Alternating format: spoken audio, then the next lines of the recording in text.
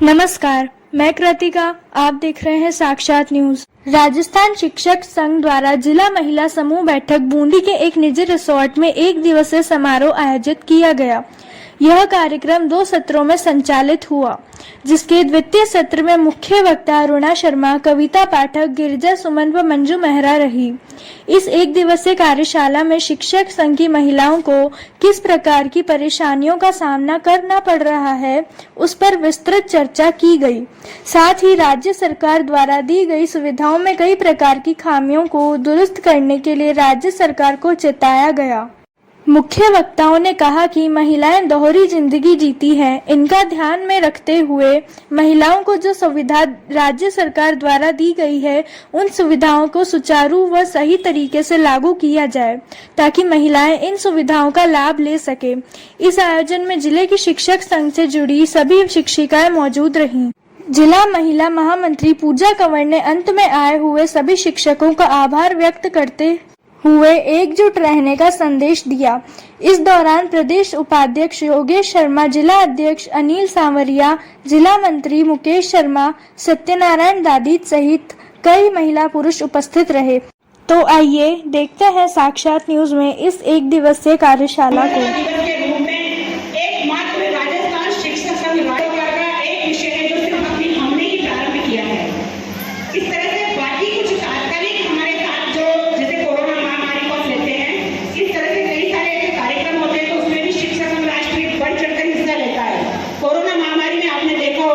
संपूर्ण राजस्थान में शिक्षक संघ राष्ट्र के कार्यकर्ताओं ने अपने स्वास्थ्य की परवाह नहीं करते हुए प्रत्येक पीढ़ी की, चाहे वो मुर्दाघर में जाना हो, शमशान घाट में जाना हो, चाहे मास्क या सैनिटाइजर हो, चाहे अस्पतालों में भोजन उपलब्ध कराना हो, या बड़ी बड़ी मशीनें या ऑक्सीजन के सिलेंडर, सब कार्य हमारे संगठन के कार्यकर्ताओं ने किए हैं। तो इस तरह के विलक्षण जो सदस्य हैं वो हमारे संगठन के हैं।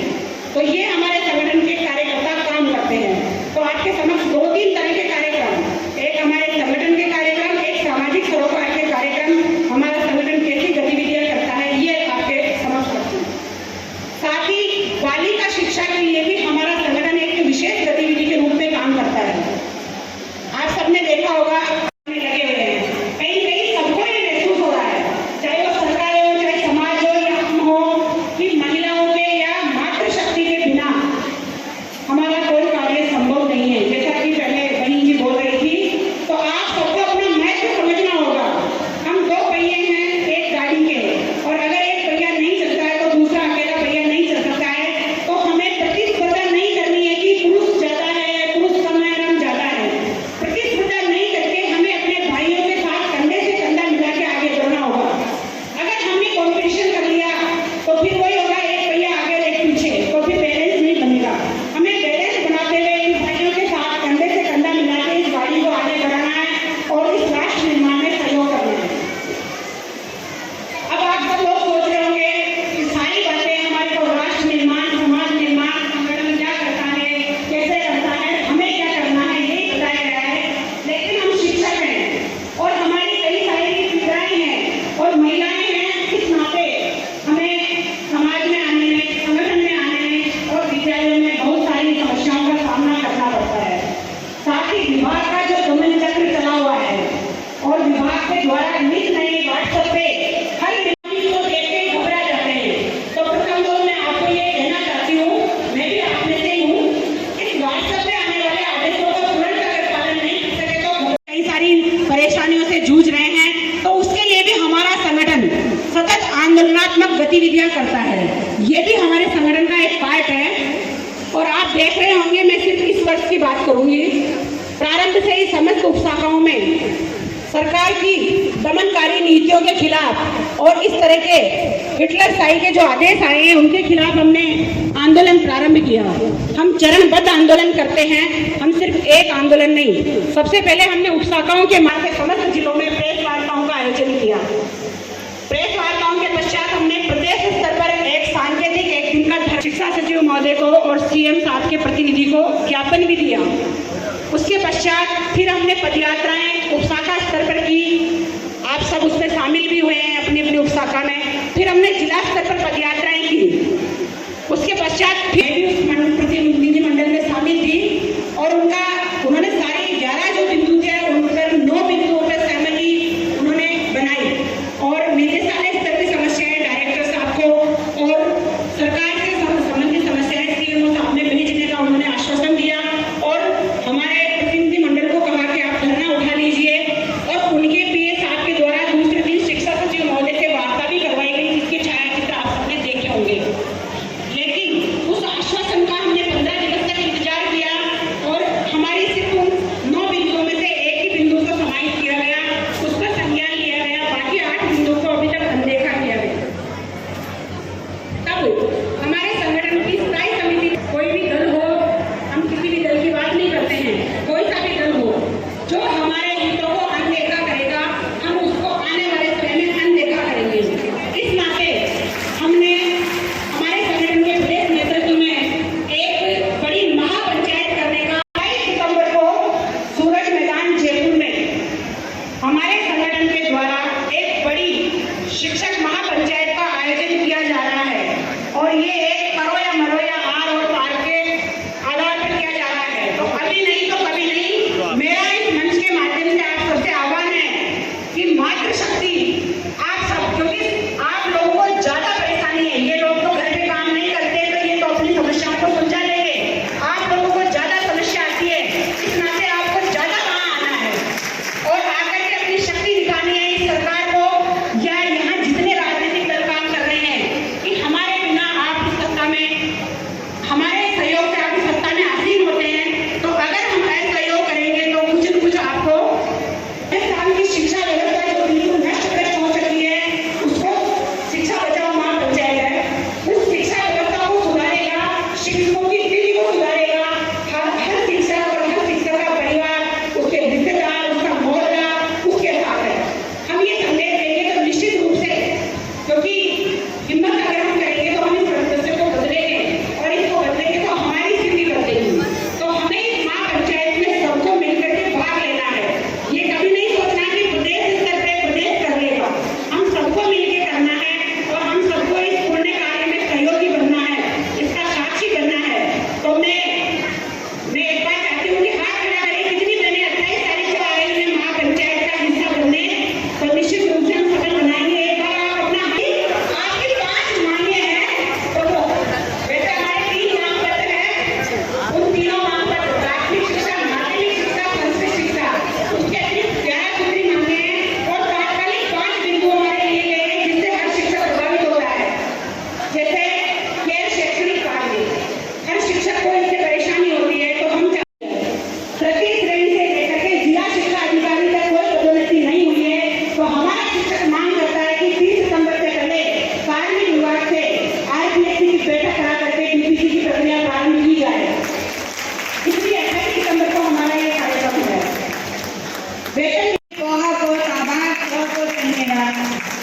सुनील जी समय, क्योंकि हमारी जो करुणा मैम है उन्होंने संगठन के बारे में पूरी जानकारी हमको दे दी, सभी जो आंटी सम्मानित वक्ता उन्होंने हमको हर तरीके से सब तरीके की जानकारी दी।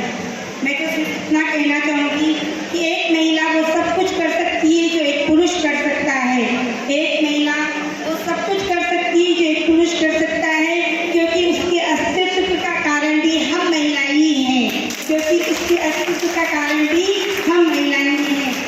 और मैं इसमें आगे कहना चाहूँगी कि अपने कर्तव्य के संग नारी भर रही है उड़ान, अपने कर्तव्य के संग नारी भर रही है उड़ान, नहीं है कोई शिकायत, नहीं है कोई थकान, नहीं है कोई शिकायत, नहीं है कोई थकान, यही है नारी की पहचान, यही है नारी की पहचान। आत्मविश्वास की बात है कि हर नारी में एक आत्मविश्वास होना चाहिए। अगर मैं आत्मविश्वास की बात करूं तो मैं खुद का अपना एक उदाहरण देना चाहूँगी कि एक समय था जब मुझे शिक्षा से लगाव नहीं था, बिल्कुल भी लगाव नहीं था। जब मैं 20-21 साल की थी तो मम्मी से ये कहती थी मेरी शादी कर दो, तो हमारी माता जी कहती थी पहले पढ़ाई कर दो, तो मैं कहती थी मुझे पढ़ना अच्छा नहीं लगता। वो कहती कैसी लगती है, पढ़ना अच्छा नहीं लगता। मैंने कहा नहीं आप मेरी शादी कर दो। तो मेरे भैया वगैरह सभी कहते थे जिस दिन तू फेल हो जाएगी उस दिन तेरी शादी कर दूँगी, और मैं फेल नहीं होती थी, 3rd डिवीजन प्रेस से पास हो जाती, मतलब फेल होने का मौका ही नहीं मिलता, मिल जाता तो जल्दी शादी हो जाती। जैसे तैसे BA किया, ऐसे ही मतलब पढ़ने का कोई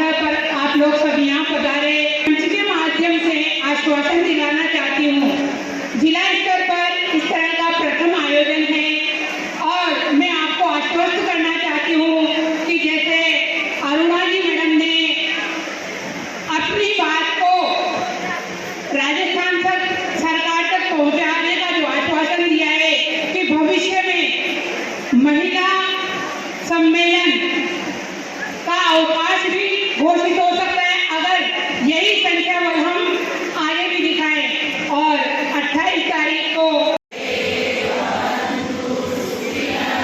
सर्वे सन्तु निरामया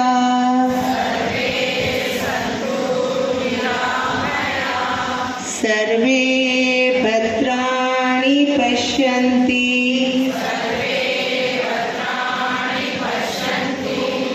मा कश्चित् दुःखात् भवेत् शांति शांति।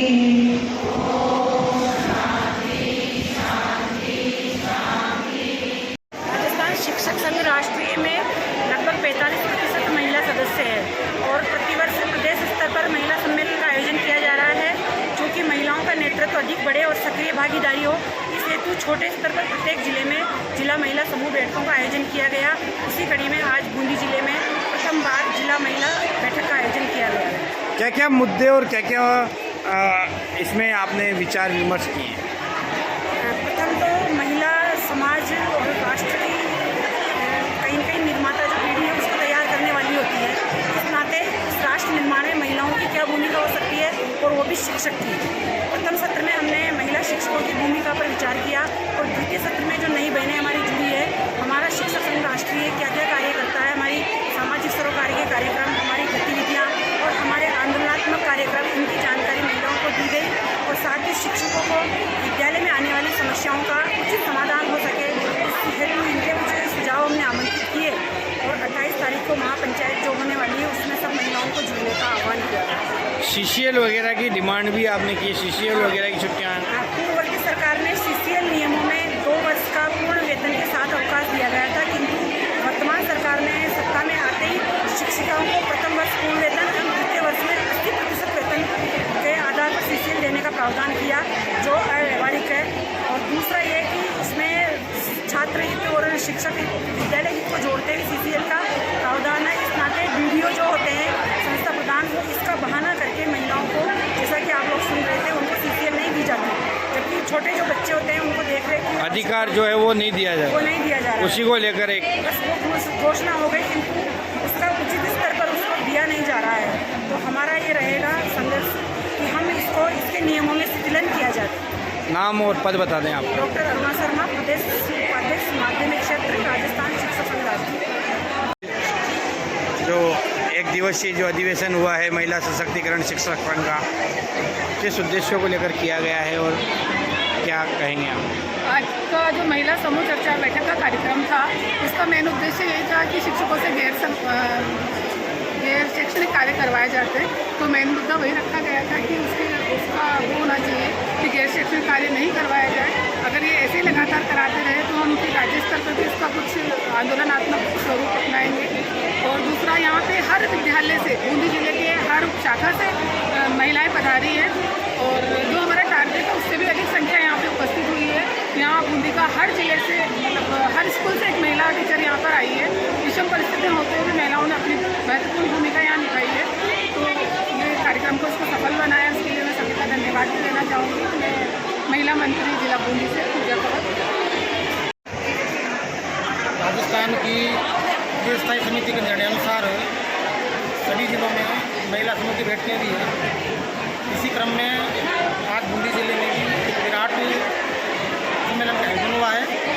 इसमें हमें प्रयास कर रहे हैं संगठन के द्वारा कि शिक्षक और भी महिला इस दृष्टिकोण से इस समाज पर, इस राष्ट्र निर्माण में एक महिला शिक्षक होने के नाते अपना किस तरह से दायित्व निर्वहन कर सकती है, इसी संपूर्ण विषय का विचार मंथन आज इस कार्यक्रम में हुआ।